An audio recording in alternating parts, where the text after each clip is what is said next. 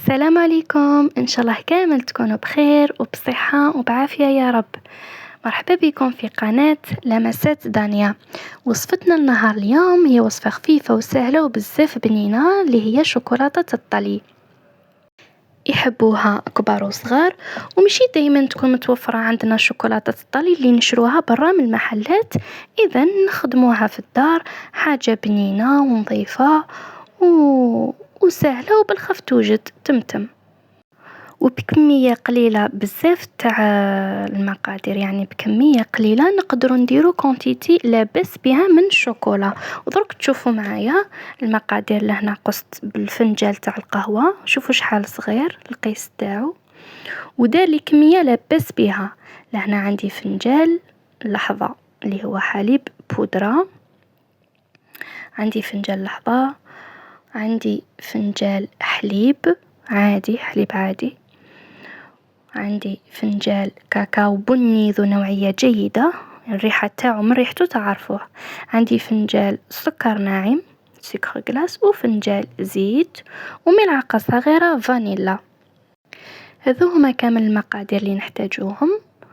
نروح نجيبو الطاس تاع لو بغا ميكسور تاعنا. انا راح ندير الخليط تاعي لهنا، نستعمل لو بغا ميكسور. هاوليكم راح نبدأ بالنواشف. نحط فنجال تاع لحظة تاعي حليب بودرة، نبدأ بالنواشف نحطهم، ومن بعد ندير السوائل. عندي فنجال كاكاو بني مر ذو نوعية جيدة، فنجال سكر ناعم سكر غلاس، عندي ملعقة صغيرة فانيلا لافاني، ونضيف السوائل. أنا حطيت النواشف وما نزيد السوائل. عندي فنجال زيت فنجال حليب وفنجال زيت،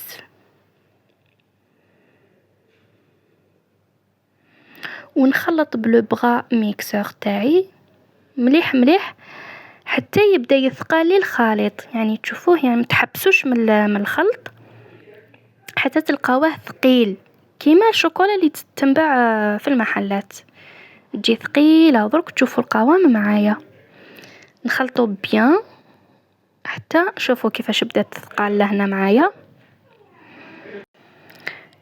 اوريكم الشكل، نخلطوها مليح مليح. شوفوا لهنا كيفاش ثقالت، درك تشوفوا القوام تاعها، شوف ثقيله وبنينه وريحتها تشهي. انا نحبها بزاف في لي بانكيك، ونزين بها ثاني الكيكات اللي نديرهم ولا المسكوتشو اللي نديرو. هاي ليكم، انا جبت هذه العلبه، عقمتها، غسلتها وعقمتها بلارة تاع الزجاج عاديه، وراح نخبي شوكولا تاعي فيها مغسوله ونظيفه ومعقمه مليح. نحط الشوكولا تاعي، وتقدروا تحطوها في الفريجيدار تاعكم تشد لكم مده طويله وما يصرى لها والو. نعمر الشوكولا تاعي،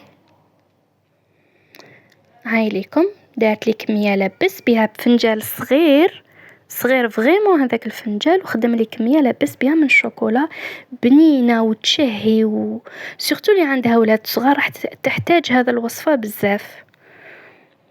فوالا شوفوا كيفاش تجي هايله بالبزاف.